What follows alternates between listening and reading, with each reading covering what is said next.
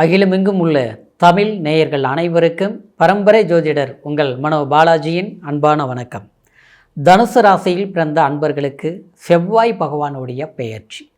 இந்த பெயர்ச்சி உங்களுடைய ராசிக்கு எப்பேற்பட்ட பலன்கள் கிடைக்க போகுது அப்படிங்கிறத பற்றி தாங்க இந்த பதிவில் இப்போ நம்ம பார்க்க போகிறோம். ஃபஸ்ட் டைம் பார்க்குறவங்களா இருந்தீங்கன்னா சப்ஸ்கிரைப் பண்ணி பெல் பட்டன் அழுத்தி ஆல் ஆப்ஷன் கொடுங்க. தனுசு ராசி அப்படின்னா குரு பகவானுடைய ஆதிக்கத்தில் பிறந்தவங்க தனுசு ராசிக்காரரு. அதனால தான் உங்களுடைய அன்பு எப்போவுமே வற்றாத ஜீவநதி மாதிரி, அப்படின்னா எல்லாருக்கும் உதவி செய்யக்கூடிய ஒரு மனநிலை கொண்டவர்கள் தான் இந்த தனுசு ராசிக்காரரு. ஊரில் ஒரு பெரிய மனுஷனுடைய தன்மை கண்டிப்பாக இருக்கும். ஒரு விதத்தில் பார்த்துட்டோம்னா உங்களுடைய வம்சாவளியில் ஊருக்கு, அதாவது ஒரு இடத்துல இருக்கிறீங்கன்னா அந்த சமுதாயத்துக்கு நல்ல தொண்டுகள் செய்திருப்பீங்க, நல்ல வழிகாட்டியாக இருந்திருப்பாங்க பெரியோர்கள், அல்லது இப்போ நீங்கள் இருப்பீங்க இல்லையா. அதாவது ஒரு கோயில் சம்மந்தப்பட்ட ஒரு நிர்வாகம் பண்ணக்கூடிய ஒரு திறமை, ஒரு வேலை செய்கிறீங்கன்னா மற்றவங்களுக்கு சொல்லி கொடுக்கக்கூடிய ஒரு வேலை செய்கிறது, ஒரு எந்த இடத்துல இருந்தாலும் கண்டிப்பாக நீங்கள் மற்றவங்களுக்கு ஒரு உதவி செய்யக்கூடிய ஒரு பொசிஷனில் இருக்கக்கூடியவங்க தான் தனுசு ராசிக்காரர். ஆனால் சமீபமாக ஒரு அதிகபட்சமாக பார்த்துட்டோம்னா ஒரு 7 மாத காலகட்டத்திலிருந்து சில மனக்குழப்பங்கள் உங்களுக்கு ஏற்பட்டுருக்கும். முயற்சி ஸ்தானத்தில் ராகு இருக்கிறதுனாலையும் உங்களுக்கு சில விஷயங்களை ஏதாவது ஒன்று பண்ணலாம் அப்படின்னா அது கால தாமதங்கள் ஏற்படுத்திட்டு இருக்கும். இந்த ஒரு வருஷ காலமாகவே இந்த மாதிரி சில பிரச்சனைகள் உண்டாகிட்டு இருக்கும். சரிங்களா? இந்த ஒரு தடுமாற்றங்கள் இருக்கக்கூடிய நாளில் நமக்கு ஏதாவது ஒரு மாற்றங்கள் வருமா, சில ஒரு புதுவிதமான ஒரு முயற்சிகள் எடுத்தால் அது சக்ஸஸ் ஆகுமா அப்படிங்கிற ஒரு காலத்தை எதிர்பார்த்துட்டு இருக்கக்கூடிய தனுசு ராசிக்காரருக்கு இந்த செவ்வாய் பகவானுடைய பயிற்சி நமக்கு சாதகமாக இருக்குமா அப்படின்னு பார்த்துட்டோம்னா, விரையாதிபதி விரயஸ்தானத்திலே சஞ்சாரம் பண்ணக்கூடிய காலம்தான் இந்த அக்டோபர் மாதம் 27ஆம் தேதி. இது கிட்டத்தட்ட ஒரு 50 நாள் பக்கம். அப்படின்னா அதாவது உங்களுக்கு டிசம்பர் மாதம் 7ஆம் தேதி வரைக்கும் விரயஸ்தானத்தில் இருப்பார். இன்னொரு விதத்தில் பார்த்தோம்னா பஞ்சமாதிபதியும் இந்த செவ்வாய் பகவான் தான். விரையாதிபதி விரயஸ்தானத்தில் இருக்கிறது விபரீத ராஜயோகம், மாற்று கருத்து கிடையாது. அப்போது உங்களுக்கு இதில் ஒரு ஹைலைட் என்ன அப்படின்னா, ஒரு ஸ்பெஷல் என்ன அப்படின்னு பார்த்துட்டோம்னா, உங்களுடைய ராசிக்கு குரு 8ஆம் பாவகத்தில் இப்போ இருக்கிறார் இந்த காலகட்டத்தில். அப்போது 8ஆம் இடத்தில் இருக்கக்கூடிய குரு 5ஆம் பார்வையாக உங்களுக்கு விரயஸ்தானத்தை இந்த செவ்வாய் பகவானை பார்க்குறாரு. இது கண்டிப்பாக நல்ல மாற்றம் தான். அப்போ இந்த காலகட்டத்தில் நம்ம என்ன செய்யணும்? புதிய, அதாவது எதிர்பாராத சுப விரய செலவுகளை செய்யலாம். விரய செலவுங்கிறது என்னங்க? திருமணம் பண்ணுறது, அடுத்தது பார்த்தோம்னா வீட்டில் சுப செலவுகள் பண்ணுறது, வீடு கட்டுறதுங்க, அதே மாதிரி இடம், அதாவது விற்பனை பண்ணுறது, இல்லை புதுசாக வாங்கிறது. இது வரைக்கும் முடியல, செய்ய முடியல அப்படின்னா இந்த காலகட்டத்தில் செய்யலாங்க. எல்லாத்த விட ஆன்மீக பயணங்கள் மேற்கொள்கிறது உங்களுடைய வாழ்க்கையில் ஒரு பெரும் மாற்றத்தை கொடுக்கும். அப்போது ஆன்மீக பயணங்கிறது உங்களுக்கு சில எதிர்பாராத இறைவன் வழிபாடு செய்கிறதுக்காக சில ஆலயங்களுக்கு போயிட்டு வர்றது, பிரார்த்தனைகள் செய்கிறது, சமூகத்துக்கு சில வாய்ப்புகள்னு சொல்லக்கூடிய ஒரு கோயில் கும்பாபிஷேகம், இல்லை அதுக்கு உண்டான ஒரு கால சூழ்நிலைகளை உருவாக்குறது, கலந்து பேசுறது, கோயில் நிர்வாகம் பண்ணக்கூடிய சில பொறுப்புகள் நம்ம கையில் வர்றது, இல்லை இந்த சில பொறுப்புகளை செய்யின்ட்டு மற்றவங்களுக்கு நம்ம ஒரு பரிசீலனை சொல்லி கொடுக்கறது, இந்த மாதிரி விஷயங்கள் கண்டிப்பாக உருவாகும். வேலையில் இருக்கக்கூடிய சில சிக்கல்கள் கண்டிப்பாக தீரும். சில தேவையில்லாத சில நெருக்கடிகள் இருந்ததை எல்லாமே நீங்கள் சரிப்படுத்திக்குவீங்க.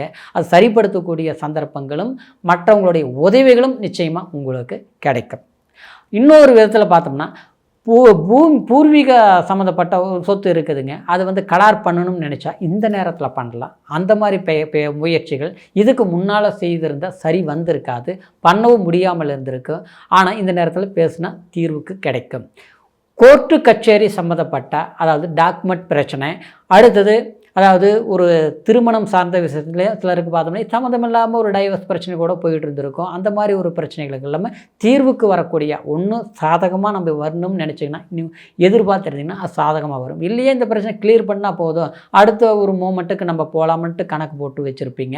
ஆனால் அந்த மாதிரி பிரச்சனைகள் வரமாட்டேங்குது, சரிப்படுத்துறதுக்கு ஒரு வாய்ப்புகள் ஏற்பட மாட்டேங்குது, இழுப்பறியாக இருக்குதுன்னு நினச்சி வருத்தப்பட்ட கூடிய பிரச்சனைகளுக்கு இந்த காலகட்டத்தில் அது சரி வரும். அப்போ என்ன செய்யணும்னா அதுக்கு உண்டான முயற்சிகள் நீங்கள் எடுக்கணும். சரிங்களா? இன்னொன்று, பூர்வ புண்ணியாதிபதி ஸ்தானாதிபதி பார்த்தோம்னா சிலருக்குலாம் திருமணமாகி குழந்தை பாக்கியம் லேட்டாக இருக்குது, இல்லையா கல்வி நலம் பாதிக்கப்பட்டிருக்குது, இல்லையா அவங்களுக்கு கல்யாணம் பண்ணக்கூடிய வயசு கல்யாணம் பண்ண முடியல, ஏதோ ஒரு பிரச்சனையாக இருக்குது, இல்லை அவங்களுடைய போக்கு செயல்பாடெல்லாம் வித்தியாசமாக இருக்குது, சிறு வயதில் இருந்தக்கூடிய ஒரு ஆர்வங்கள் எண்ணங்கள் அவங்களுக்கு நம்ம சொல் பேச்சு கேட்டு இன்றைக்கி அது மாதிரி இல்லை நல்லவங்க தாங்க அவங்க பார்த்தா இன்றைக்கி அவங்க சூழ்நிலை அப்படி இருக்குது, அதை தான் மாற்றம் பண்ண முடியுமா, அவங்களுக்கு தகுந்த வாய்ப்புகளை என்னால் ஏற்படுத்த முடியுமா அப்படின்னு பெற்றவங்க நினச்சிருந்தீங்கன்னா கண்டிப்பாக அவங்களுக்கு உண்டான சில நல்ல விஷயங்கள் நீங்கள் ஏற்படுத்தி கொடுக்கக்கூடிய ஒரு காலகட்டமாக இந்த செவ்வாய் பயிற்சி இருக்க போகுதுங்க. அது டிசம்பர் 7ஆம் தேதி வரைக்கும் அந்த மாதிரி வாய்ப்புகள் இருக்க போகுதுங்க. சரிங்களா? இன்னொன்று பார்த்தோம்னா இந்த செவ்வாய் 4ஆம் பார்வையாக, அதாவது உங்களுடைய ராசிக்கு 3ஆம் இடத்தை பார்க்கறதுனால கண்டிப்பாக இந்த குரு பார்வை பலம் பார்த்து அந்த செவ்வாய் குருவும் உங்களுடைய ராசிக்கு 2ஆம் இடத்தை பார்க்கறதுனால உங்களுடைய எண்ணங்கள், உங்களுடைய முயற்சிகள், உங்களுடைய சிந்தனைன்னு சொல்லக்கூடிய சில செயல்பாடுகள் உங்களுக்கு சக்ஸஸாக முடியும். எதிர்பாராத திடீர் அதிர்ஷ்டம் சார்ந்த விஷயங்கள், அதாவது விபரீத ராஜ யோகங்கள் ஏற்படுத்தும். வெளிநாடு போகிறது, வெளியூர் போகிறது, அந்த உடைய நினைவுகளை நீங்கள் மனசில் இருந்த ஆழமான கருத்துக்களை உங்களுக்கு அது வெற்றிகரமாக சக்ஸஸ்ஃபுல்லாக செயல்படுத்த முடியும். சரிங்களா? வாய்ப்புகள் உண்டாக்கும். சில இடத்துல பார்த்தோம்னா நம்ம கணக்கு போட்டு போயிருப்போம், ஆனால் அந்த இடத்துல பார்த்தோம் சம்மந்தமில்லாத பிரச்சனைகள் வந்துட்டு இருக்கும், எதிர்பாராத குழப்பங்கள் ஏற்படுத்துவாங்க. ஓகேன இடம் தான், ஆனால் அந்த இடத்துல பார்த்தா மற்ற டிஸ்டர்பன்ஸ் இருக்குது பார்த்தீங்களா, அது கிளியராக அக்யூரேட்டாக நீங்கள் தீர்த்துக்குவீங்க, அந்த வாய்ப்புகள் உருவாக்கிக்குவீங்க. அந்த மாதிரி காலகட்டம் உங்களுக்கு அமையக்கூடிய ஒரு வாய்ப்புகள் உண்டாகும். என்னதான் இருந்தாலும் உங்களுடைய ராசிக்கு 12இல் இருக்கக்கூடிய செவ்வாயாக இருந்து அந்த செவ்வாய் பகவான் ஆட்சி பலம் பெற்று கரெக்டாக 7ஆம் பார்வை உங்களுடைய ராசிக்கு 6ஆம் இடத்தை பார்க்கறதுனால லோன் சார்ந்த விஷயங்கள், கொஞ்சம் நெருக்கடி கடன் பிரச்சனைகள் இருக்கக்கூடிய, அது அவங்கக்கிட்ட ஒரு கடனை வாங்கியிருக்கிறோம், அவங்கக்கிட்ட நம்ம ஒரு பிரச்சனைகள் இன்றைக்கி ஏற்படக்கூடிய சூழ்நிலைகள் உருவாகுதுன்னா இந்த நேரத்தில் பேச்சுவார்த்தை பண்ணி அந்த பிரச்சனை தீர்க்கலாம். அது டாக்குமெண்ட் பிரச்சனையாக இருந்தால் கூட ஓகே. சரிங்களா? அப்புறம் ஒரு அரசு லோன் எதிர்பார்த்துட்டு இருக்கிறீங்கன்னா அதுக்கு இந்த நேரத்தில் போய் அது பேசுகிறது, ஒரு லோன் அப்ளை பண்ணுறது, ஒரு பெரிய ஒரு முதலீடாக இருந்தாலும் நீங்கள் 10 ரூபா போடணும் பெரிய ஒரு ப்ராஜெக்ட் நம்ம கைக்கு வரும் அப்படின்னு எதிர்பார்த்துருப்பீங்க. அதெல்லாம் வர வேண்டிய வாய்ப்பு இருக்கிறதுனால முயற்சி பண்ணுங்கள், சக்ஸஸ்ஃபுல்லாக இருக்குங்க.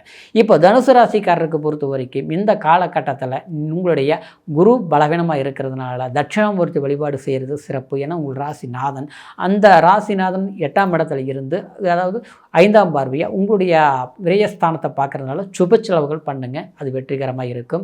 சுப விரயங்கள் பண்ணுங்கள், அது லாபத்தை கொடுக்கும். எதிர்கால தேவைகளுக்கு உண்டான முதலீடுகள் பண்ணுங்கள், அது தொழில் ஸ்தானமாக இருந்தாலும் அது சக்ஸஸ்ஃபுல்லாக இருக்கும். திருமணம் சம்மந்தப்பட்ட சில விஷயங்கள் வீட்டில் செய்கிறதா இருந்தாலும் கண்டிப்பாக அதுக்குண்டான சுப செலவுகள் நீங்கள் பண்ணக்கூடிய காலகட்டங்களை ஏற்படுத்தும். சரிங்களா?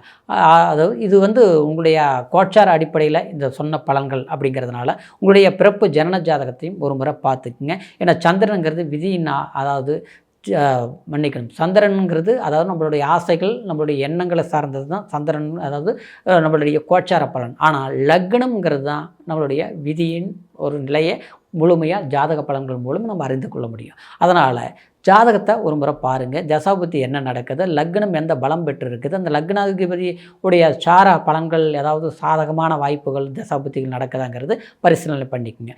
உங்களுடைய ஜாதகத்தை நம்மக்கிட்ட பார்க்கணும்னு நீங்கள் நினச்சிங்கன்னா கீழ் இருக்கிற நம்பருக்கு ஃபோன் பண்ணி உங்களுடைய date of birth, time, place மூணையும் தெரியப்படுத்தி உங்களுடைய ஜாதக பலன்களை அருமையாக கேட்டு தெரிஞ்சுக்கிட்டு இனி வரக்கூடிய காலமும் உங்களுக்கு சாதகமாக இருக்கும் அப்படிங்கிற ஒரு வாழ்த்துக்களோட அடுத்த பதிவில் சந்திக்கிற வரைக்கும் நன்றி, வணக்கம்.